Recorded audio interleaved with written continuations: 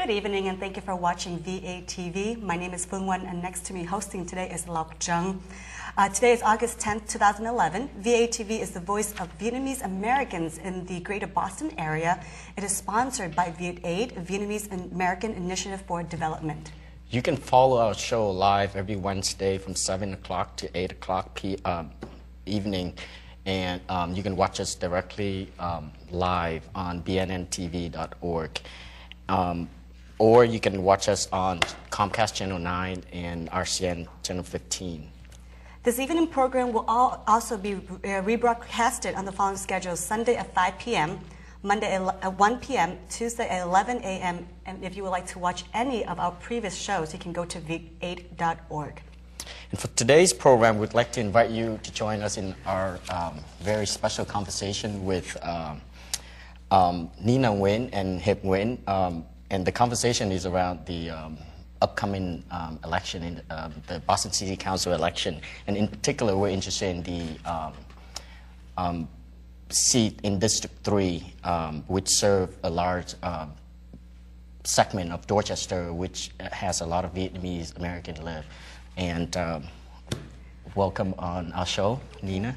And how about Hiệp? Yeah, welcome Hiệp too. Well, welcome both Nina and Hiệp. Hiệp is a certified public accountant and former candidate for Boston City Council at large. His office is currently located in Fuse Corner. Welcome. Thanks. And Nina, well, we've been friends for a long time. Nina is actually a practicing lawyer in Dorchester, and she's a former VietAid board member and also a chair for many terms. Many terms. Great, excellent. Thank you. Well, for both of you guys have been living in Dorchester for quite a long time, and now that your businesses are actually located in Dorchester also too. So share with us and the viewers what are your experience growing up and also having your businesses now in Dorchester, especially being involved with the Vietnamese American community. I can start with Nina first. Thank you, Wan, and thank you, Lộc Trung, for having me and Hiệp on the show today to share with you some of our experiences. I have lived and currently practicing law in Dorchester, and I'm also on the main street at Dorchester Avenue in Fuse Corner. Being involved with VietAid for over approximately 15 years, it's a way to engage and work with Vietnamese Americans in the community in order to help them bring forth a level of social interaction in the main streets. This is what you want to bridge the Vietnamese community to the main streets, the business that's there, and also the economic vibrant, and also to be able to connect them with the politics that's taking place on a local level, which is critical because your city council seat represents your voice in your daily life, and this is why it's a very important election that's coming up, and we are here to share why we urge people to come out and vote, hopefully. Great. And for you, Hiệp? Well, my family and I immigrated to the United States in 1991, May of 1991, and I was in Atlanta, Georgia for about a couple of months, and the whole family moved up to Boston, to Dorchester, that same year, 3 months later in August. So I've been here since August of 1991. So that's almost 20 years now. I love Dorchester. I think it has tremendous potential. I was working in South Station, corporate America, and when we decided to open my own business, there's many other locations that I can choose, but I chose to be located in Dorchester for one reason. I think it has tremendous opportunity, like I said. And also, I'm planning for my wedding. My wife is out of state, and it was a big decision for us to where do we want to settle or start our family. And the answer was pretty easy on our part. It's Dorchester as well. So she's moving from another city to Dorchester because I think Dorchester is a great place to live, and it has tremendous opportunity and potential. And I'm looking forward to living here for many years. Great. To come, so. Well, thank you for sharing that. Congratulations. Yeah, absolutely. A lot of people, when they hear about Dorchester, obviously the first thing they think of is kind of like an unsafe neighborhood. It has a lot of history, but Dorchester is still part of Boston. So like you mentioned, there are many opportunities, but in order for the Vietnamese community to actually have a voice out there, we definitely need someone like Hiệp, someone like Nina to actually go out there running for, being a counselor, and for you, practicing the laws, basically telling people or educating people regarding about the laws, regarding businesses, regarding about the community, things like that. So it's quite important. So currently, what are you doing right now, or how did you get to be involved with the community? How did you know about VATV, or how did you get started at the beginning? And why did you choose? I think it started quite a long time ago when my mom said you always want to help your neighbor, help your family, help your friends. So, immediately when we used to live in Brighton, which is a part of Brighton and Allston, a part of Boston, I would, track my way all the way to literally like Boston, Dorchester, and all of the different Vietnamese pockets congregated just to volunteer. But more importantly, I got involved with VATV at the initial onset when VATV got started through an internship, volunteering to help fundraise to get the agency started. And that was 1995, and I just stepped down off the board 2 years ago, only because I felt that the agency has stabilized, has grown tremendously, and is able to integrate and engage the community. So the last few years, I've been spending a lot of time working with Fuse Corner Main Street as part of the Boston Main Street program that the Mayor Menino has, and that is to actually help revitalize the economic storefronts in Dorchester, where a lot of our Vietnamese businesses are located, and to help bridge, between the Vietnamese American businesses back to the Main Street businesses to integrate the community that way, so that there's more dialogue, there's more services provided from Main Streets back to its constituents, business constituents, residents constituents. So that is important. And so I felt my work was more needed in helping bridge that gap. Great. Sorry, before I just have a quick question for Hiệp. Yeah. Regarding about establishing your business in Fuse Corner, I think, which is a kind of like a really big decision for you, because you came from a very large firm, which is right after college you worked for one of the largest. Exactly. I interned actually when I was in college. Interned at an accounting firm, PricewaterhouseCoopers, down in South Station. So after I finished with college, I stayed with the company for another 4 years.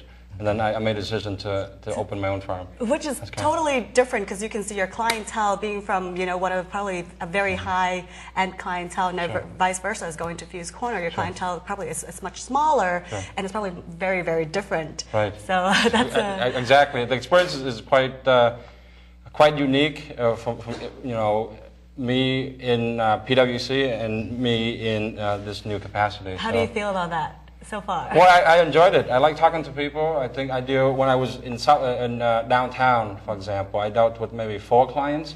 Your biggest Fortune 500 clients, if you want.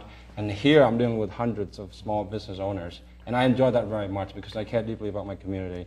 And having the business owners come and tell me what they're going through, how they experience, how to run their business, what are the difficulties and the challenges that are facing the small businesses. I enjoy that a lot. So having coming from a private sector, what sort of what motivated you to step into the community and choose to run for office? Sure. Well, I mean, to answer that question, you go back to my background, actually. As I have stated, I came from a very large family. We immigrated to the United States with pretty much our bare hands. I mean, we were very poor. I mean, I grew up here in the housing project of South Boston. I was able to go to school with great people. Athena, Juan and I are classmates, so great people. I was able to meet great people, receive a really solid public education, was able to go to a private institution, got my master's, and be able to open my own business, and pretty much living and realizing the American dream. And I feel like I'm obligated to give something back. So I'm always looking for opportunities to give back to help the city. In 2009, when I ran, there were 2 openings, number one, for the 2 at-large positions, so I decided to take one. But on top of feeling obligated to give back and help the city of Boston for its generosity that was extended to me and my family, I feel like I had something to contribute to the city. You know that the city has been suffering through budget crisis for the past 2-3 years, and as a as a professional who has a financial background, I feel like I not only can help the city, but I have something valuable to add to the job of being a councilor as well. So. I have to say that we were talking the other night, we truly admire you for actually running. First of all, we have to say the truth that, you are a Vietnamese American. Sure. You came to the United States roughly in the 1990s, and just being part of Boston growing up, as you know, I'm sure the chance is very slim, but taking the courage to actually do it and see how involved our Vietnamese community is, who's voting, who's not voting, who's actually active, in participating in the elections. It opens up my world. It opens up the community world also too, saying that, oh my God, we actually do have a Vietnamese representative of our Vietnamese community here, which I thought is great. Sure. I heard that you're kind of wanting to run or thinking of. So next to you is someone who has some experience. So tell us about what you're thinking. Well. Like him, I share some aspirations of running for politics, but I have decided not to, when this District 3 position had opened up, when City Councilor Maureen Feeney had announced that she would not, run again for the position. I contemplated that, but also, you have to balance your work, your life, your family, and I have 2 younger children, and I felt that I would not be able to contribute as much to the community, not just the Vietnamese community in Dorchester, but the community that, I am connected with this, a very diverse community. It's the melting pot, of America, where you have Cape Verdeans, Haitians, Vietnamese Americans, Irish Americans. So there are so much representation in the community that I want to be able to contribute and connect to, but I felt that I wouldn't be able to do that given where I am with younger children. And I hats off to all of the city councilors who have families, who have young children, who want to sacrifice their private lives to serve the public, because this is an extenuating, difficult job, and to be able to serve and meet the needs of everyone of their constituents. Absolutely. And so I said, let me go out there and do my job to educate all of those who should vote to go out and vote, and then to be informed voters so they are engaged with their politicians. So this is more critical at this phase. Well, as I mentioned earlier that this seat serves a large segment of Dorchester, or all of Dorchester, and Fields Corner, up from Columbia all the way to Seven Hill and part of Fields Corner. There's a large Vietnamese American community that live in that catchment area. And from your experience working in a community, engaging with the Vietnamese American community, what are some of the challenges in getting these people to really take ownership of the community and be able to advocate for themselves, for their community and family? Do you want to share your thoughts here? Yeah, sure. I think, from my experience, one of the best ways to get people to come out to vote is to convince them that their vote matters, that their vote makes a difference. Now, you can break down the different elections, and there's historical data that you can break down. For example, the District 3, how many votes were cast in 2009, for example. You can break that down, even though Councilor Maureen Feeney did not face opposition in 2009.